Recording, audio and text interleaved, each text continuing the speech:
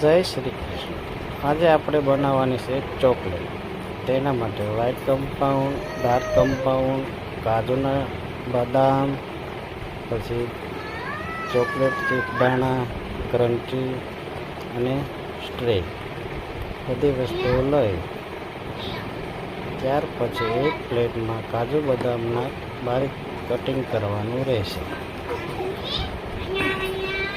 કાજુ બદામનું cutting બારીક કરી લઈએ આપણે. હવે બદામનો ભૂકો, કાજુનો ભૂકો, કાજુ ટુકડા, બદામ ટુકડા આપણે કરી લઈએ. ત્યાર પછી એક પ્લેટમાં ડાર્ક કમ્પાઉન્ડ અને વ્હાઈટ કમ્પાઉન્ડ લઈ લઈએ. તેને આપણે એક ખમણીની મદદથી ડાર્ક ચોકલેટ અને વ્હાઈટ બંનેની બારીક એવી ખમણી નાખી છે.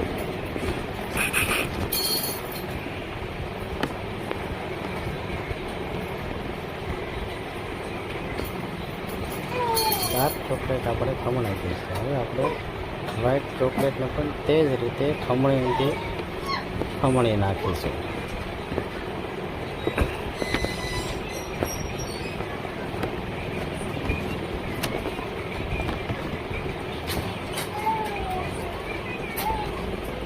બંને આપણે ખમણીને તૈયાર થઈ ગઈ છે.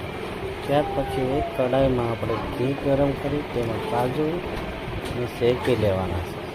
થોડા લાલ થાય ત્યાં સુધી શેકી ત્યાર પછી એક પીસમાં કાઢી લેવાના છે. અને સાઈડમાં બીજા ગેસ ઉપર પાણી ગરમ મૂકી તેના પર વાસણ મૂકી વરાળથી આપણે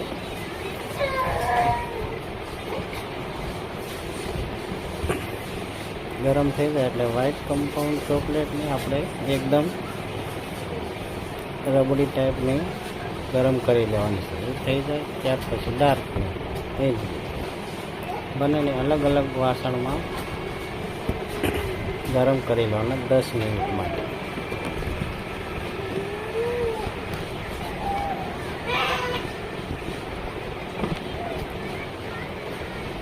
તમે જોઈ શકો છો એકદમ આમ ઢીલું થઈ જાય ત્યાં સુધી 10 મિનિટ સુધી રહેવા દેવાનું.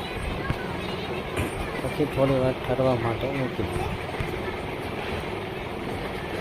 ત્યાર પછી સ્ટ્રે લઈ સ્ટ્રેમાં આપણે કાજુના ટુકડા મૂકી દેવાના છે. પછી તમને સારું લાગે તો તમે કંઈ પણ મૂકી શકો છો, એ કરી શકો છો. આપણે કાજુ બદામના ટુકડાઓ